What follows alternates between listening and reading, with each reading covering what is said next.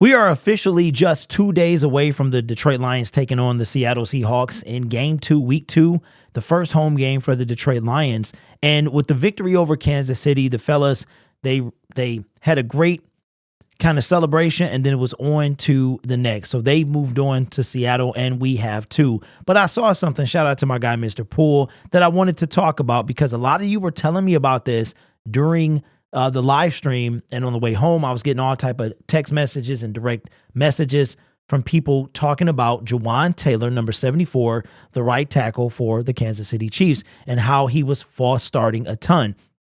Now, I did watch up into the first quarter, and I noted when I started noticing it was really in the second quarter, and I'm sure it gets worse than that. But the false starts were one thing, but what was really even worse than that was how far back he was lined up on the line of scrimmage. Now, let's go into this.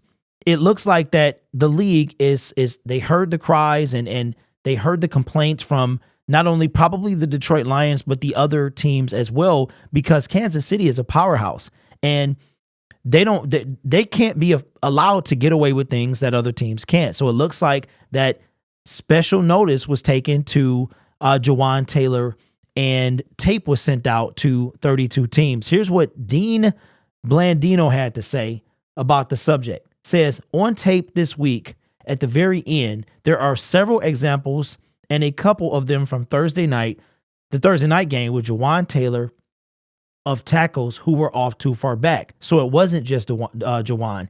That was emphasized on the training tape going into week 2, Blandino said. I would expect, just from my experience, officials watch that training tape. It's usually a very good learning tool, and it's good for giving your officials direction. I would expect we will not see the egregious examples we may have seen in week 1. Now, I can't say that I noticed it on any other games. I did watch a few highlights, but then again, I wasn't looking for it. Now, this guy, if you guys remember, this is the same dude that was, I want to say it's the same guy when we played Jacksonville last year, but he would line up on the left. He was at the left, I think. But this guy was jumping. He was false starting every single play, and I think it is the same individual. So what was the problem? The false starts were one thing, but what was the bigger issue when it comes to Jawaan Taylor, and what was he doing wrong? It says, for tackles to be properly aligned at the line of scrimmage, a part of their body must be breaking an imaginary line from the center's belt. Typically, the helmet would be the furthest bit forward from the lineman. In week 1, that was missed more often than is acceptable. So this guy, I have seen some pictures about how far he was back.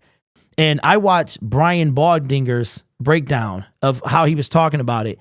And he said that he was lined up as a fullback. That's how far back. It almost looks comical. And I know a lot of you guys in the comment section was talking about how comical it had become. And it makes you wonder.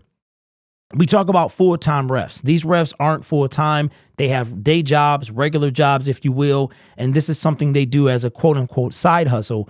But it might be time to have referees full-time because, and the reason why this, I know we've moved on to Seattle, but the reason that we're talking about this is because those non-calls, the missed calls, there's some every game, but egregious missed calls, how can you miss that? When the players walk up to the line of scrimmage, they usually point, if you're on offense, they usually point, right? The receivers will point to tell the ref that they're on the line, and you'll see another receiver back away from the line because a certain amount of players must be on the line of scrimmage, right?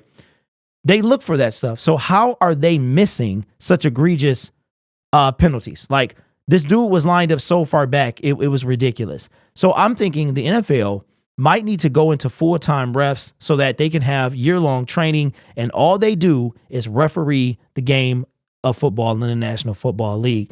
And why did I want to talk about this? Although we are 8 days removed from the game, because I think this goes into saying how we overcame that, right? From the false starts, they finally called a false start on this guy at the end of the game, which did help push the Kansas City Chiefs back. But the Detroit Lions are usually on the wrong side of missed calls or non-calls.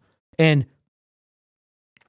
I just realized how big that was, that our team was able to overcome. Every team has to do it. I don't want to make it seem like it's just the Detroit Lions, but you guys know what I'm talking about. From the 10-second runoff to the Texans player being down, but you're getting up and running, to Kerryon Johnson fumbling at the goal line, which actually was a fumble. But we've seen the Calvin Johnson no catch, which created an entire rule in itself, and that rule has now been kind of, retracted. But our team is on the losing side of those. And to come out where it's a blatant penalty, and instead of getting an apology letter that, we missed this call. And I mean, this game could decide the division. This game could decide what seeding we have.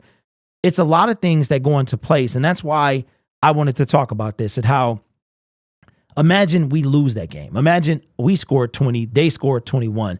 All our focus would be on was the egregious missed calls, specifically on Jawan Taylor. So we're on the right side of it for once. And that goes to show you that the narrative is changing. Things are changing. And that's another reason why I think we are removed from SOL. I know a lot of you need to see more, but I've seen enough. I've seen not only the league narrative changing about the Detroit Lions, but inside the organization, from Sheila to Chris Spillman to everybody that's going along for this ride.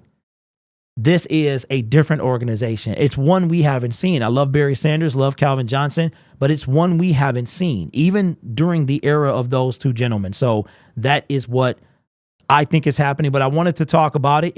Everybody who was screaming about it in the comment section, you were correct on not only the false starts, but also the egregious him being off the line. It was ridiculous. I mean, this dude was so far back, and it was a couple times, even in the first quarter, where Aiden really handled him and he was holding. It was a lot of that stuff going on. But anyway, we got the victory, so it kind of nulls the pain a little bit. But imagine, we've been on the other side of that to know what it feels like. I'm just glad we got the victory, because honestly, that's all we would be talking about. It would be a distraction. It really would. But that just goes to show you that things have changed. So maybe this is our time, man. It's our time. Minnesota is flailing. I don't think the Green Bay Packers are as good as they think people think they are. And the Chicago Bears are exactly who we thought they were. I thought they would be a little bit better, but it does not appear that they are going to be. Before we get out of here, if you stayed this long, I appreciate you. And I want to say we hit 14,000 subscribers today. I think when the preseason started, we might have been 11 or 12, somewhere around there. We've put up mad numbers, mad growth in a short time. And 2 years ago, we are 6 weeks removed from the 2-year anniversary of this channel. And I got to say thank you. I really do. 14,000 subscribers, no small feat. I think the channel survived the purge, the cleansing of YouTube. And I was able, shout out to Detroit Lions Forum, man, for kind of being a scapegoat. He's kind of sacrificed. His sacrifice allowed me to save my channel, because had that not happened, I would have kept everything the same. And I have no doubt that my fate would have been his. So I appreciate that. And I appreciate you. I appreciate you as well for subscribing to the channel. Kansas City showed me, and I put this in my community post, Kansas City showed me that bigger is not always better. Subscriber count means nothing. It really doesn't mean, if somebody has less than me or even more than me, it doesn't mean anything. But the way that the people came out to the watch party, to the pregame show, the love I got in the stadium, I had people sitting behind me. As a matter of fact, if that was you, comment. I had people sitting behind me, and the guy was like, "Hey man, you got a YouTube channel?" I'm like, "Yeah, that's me." I already knew, because I get it. I get it a lot. There are people that saw me that didn't speak, but it's really cool to get that type of love and to know, like I said before I went, that I knew you guys were living through me, and I wanted to bring you as much as I could. And I realize now that that's what's important, and that I am a man for the people, and I have the people behind me, and that's all that matters. So again, I know it's corny, mushy, whatever you want to call it, but I thank you. That's why I try to respond to every comment. I try to, because I want to let y'all know that I see you and I appreciate you. So you guys are awesome, man. Take care of yourself and each other. And as always, go Lions.